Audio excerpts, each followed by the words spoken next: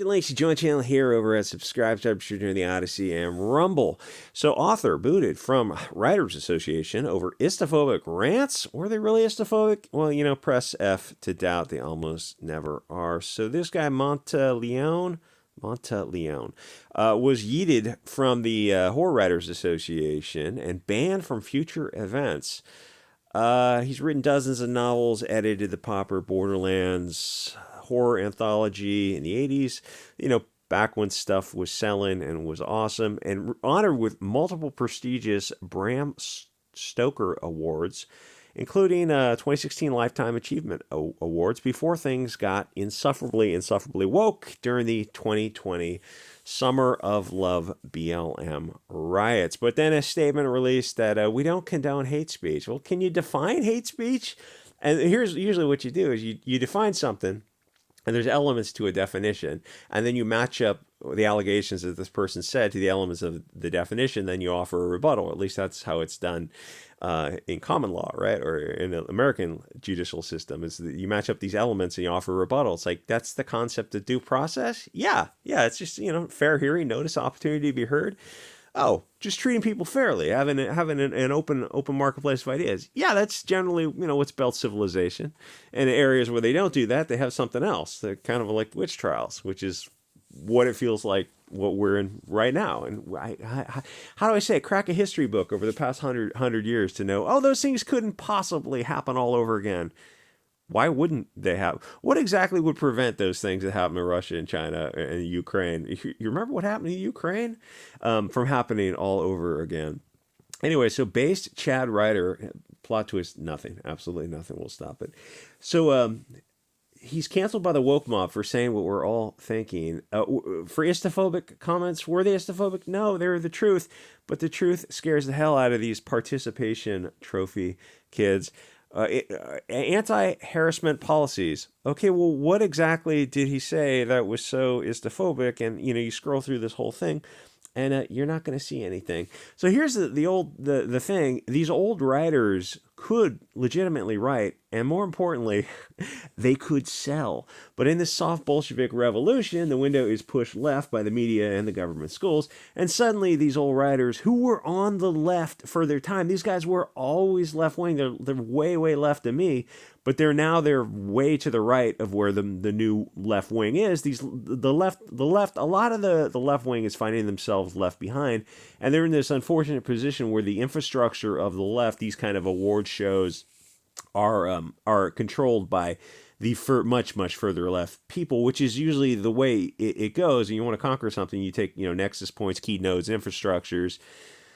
Which is why these left-wing, why you need a gatekeep, but why the left-wing people always want to be mods on things. They want to get in chat rooms and message boards, and they want to control these things. Even if they do it for free, they're willing to do a lot of this stuff for free. They want to, I can help you with the editing, and, get in positions of power where they're in positions to hire and fire people and control things as much as possible. Like they will mod these boards for free as long as they, they have editorial control and they can slowly shift the nature of things. And you got free labor, you give these people more and more control. It's like, well, that's why they're doing it. It's like, no, you have to gatekeep right from the start.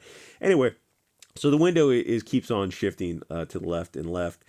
So they find themselves kicked out by the things that they created and replaced by Pox Walks, who can't write, and more importantly, don't sell as well. And those are obviously they're hard numbers to show that. But they're on the Frankfurt School hierarchy of imagined oppression, and they're marketed as such. But everything nowadays undersells because they can't write. And you can look at that with comics and novels, even digital stuff. The white pill of that is that there's never been a better time to market yourself and sell yourself, to do, the Comicsgate model, form a network with people who, hey, Horror Writers Association, whatever, to sell it online using whatever tools you have available to you. And the thing is, they're all free to start opening up your social media footprint. It's easier if you're an artist, but even like John Della Rose is a writer, and you see what he does. He just does these short little videos and does live streams to grow his pop cultural social media footprint. And when he got really heavily into it, he started doing like a video or two a day, these really short 5-minute videos. He went from like 2,000 subs to 10,000 subs in a very short period of time. and he helps grow his audience to sell he sells on Amazon, he sells on whatever, graphic novels and science fiction and digital. And it's like he's bootstrapped his own audience by using social media and being a personable, charming guy and having these live streams. But a lot of it was just doing like 5-minute videos a couple times a day. Stuff like this kind of thing where he's a writer, he's got that expertise of being able to talk about literature. Anyway, let me get to this. So one of the things that outraged them so much was he was in an interview and he said, I am compelled to nominate a smart old white guy, Stu Schiff. And that's it. That's the whole quote. I don't know if you can, let me zoom in on this. You can see this. That's the quote that they're calling istophobic. Maybe it's implying because of merit they're not getting nominated. And that got 800 comments before it was taken down. Here's the thing. It was some people agreeing with his sentiments and other calling for him to apologize. Over what? And first of all, never apologize. And you probably don't want to remove things. Just the people, anyone, these left-wing people who are disagreeing with you or attacking you on Facebook, you just probably want to go through and block all those people because they're not there to help you. Anyway, the thing is, the old guys could actually write, and they're being discriminated against today. I think the guy, what's that other guy? Oh, God, who's the guy? Oh, son of a bitch. He said that. He came out and said that. God, he writes these action adventure books, and oddly enough, he uses, half the time he uses a black protagonist, which is weird because he's not black, and he was talking about the discrimination against European male authors. He came out with a statement, and this guy is worth probably in the hundreds of millions of dollars because his stuff was made into movies. And I think he came out and apologized for it. It's like simply saying the truth means you have to apologize for it. Anyway, yeah, they are being discriminated. If you're a male of European origin author, you are going to be discriminated against. And this is the other comment the guy said, and I'll have to use some euphemisms for that. But it's like, that's not, it's in the middle. He says, where one award was given to a chubby sun woman, calling his opinions an honest repertorial description. That's who she is.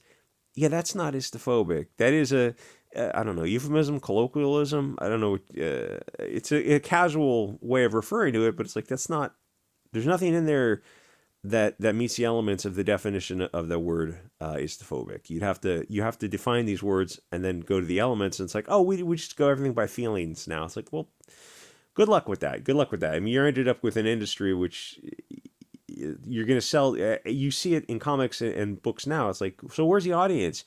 Oh, it gets smaller and smaller every year as we do this woke purity spiral. It's like, well, what did you expect? You got rid of everyone who can actually write. Which is fine, replace them and you end up killing an industry. If you've seen the Hugo Awards, if you want to do a little image search on who's on stage, people are not there on merit. They're there because they have pox walks and they have blue hair and they're BLT and that kind of thing. So, I mean, to assume like, oh, well, they could be there on merit. So, I mean, the odds of them being a percentage of the population and then also being the percentage of the population that's winning awards, mathematically, the odds are very much against it. Oh, I mean, when you put it in that terms, yeah. And then the proof is also in the product they produce, their literature, their stories, and you can read them and like, oh, these are horrible. Oh, well, that's subjective. Fair enough. Fair enough it is. It's not every story is for everything, but they're not selling to a large audience, and yet they're simultaneously winning Hugo Awards and awards, all these other kind of awards. So something's not adding up. You're saying that it doesn't appear to be a merit-based award anymore. It appears that all these people are somewhere on the hierarchy. So this guy gets kicked out of an association, and it's kind of the meme come to life where the European men create something because they're awesome. They usually have amazing ideas. Then years later, they get kicked out of the very thing they created, and the new Bolshevik in place people destroy it because they didn't create it. And then the cycle repeats. If Comicsgate ever blows up, I can promise you that you're going to see the same thing happen with it. You'll see people who will kind of start worming it around the edges, the Grima, liar, worm tongues types. It's why you got to gatekeep and you figure out when enough is enough to know your audience. And if somebody's pushing you to go beyond your audience and make more money, you got to look at it and honestly ask if it's worth it, which sounds weird to people, but it's not entirely artistic, altruistic. It's a balance of risk versus reward because you don't want to lose your old audience when you seek a new one.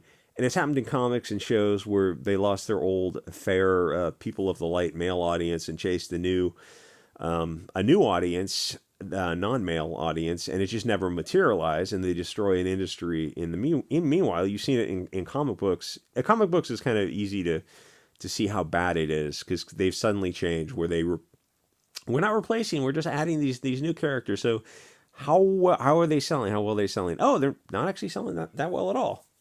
So why are you continuing with it? It's not motivated by something we can understand. It's not motivated by money. It's motivated by by ideological purposes. That's a different motivation. You see it in movies too. I mean, how many times I get mentioned the Charlie's Angels, the Terminator, the X Woman, all that kind of stuff. It's like it doesn't sell, but they repeatedly double down on it.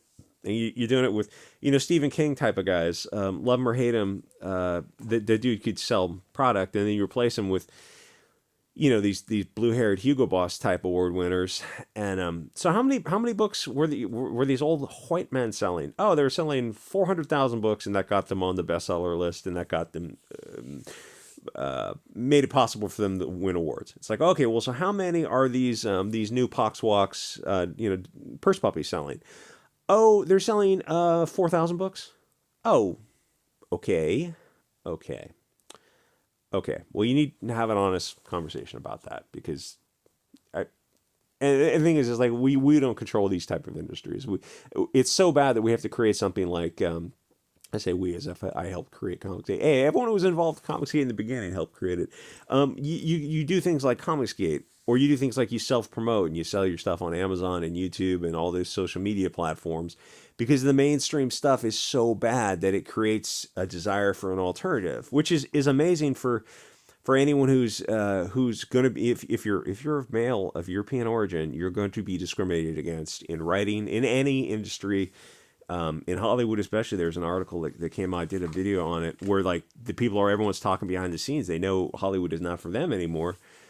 But they also know that they were the ones who were able to make very good product, and they're now being discriminated against. And it's like, what happens? People see it with video games, you see it with movies, you see it with comics. It's like, how are these modern, pop cultural products? And you look at them, they're horrible. They're horrible. And then you look at people making them, you're like, you were not hired on merit, were you?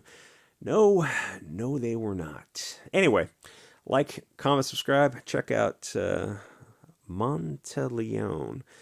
Lifetime Achievement Award, 8 years ago? And that was all just taken away. So, you think maybe you're moving left a little too quick? Maybe, you allow them to live out their lives, let them pass naturally and just kind of... I mean, here's the thing. If the left keeps moving left and you do this purity spiral where people are suddenly, as the window shifts left and left, the people who were in the middle of the left are now on the right, but clearly they haven't moved anywhere. It's like you're moving this window left and you are where you are now. So in a few years, unless you keep moving with the left, you're going to be left behind. You're judging them by modern standards. You're judging the past behavior of modern standards. What is it, ex post facto or something? Ipso, whatever. So aren't you going to be judged in the future? No. That can never happen. But it happens throughout all of history when you just keep moving left. You're doing it to these people right now who 2016 was only a few years ago. And you're saying this stuff was istophobic, and it's like, it's only a few years ago. So the things you're saying now are suddenly going to be istophobic in a decade. Oh, well, yeah, future planning, dude. Anyway, like, comment, subscribe. See you guys on the next episode.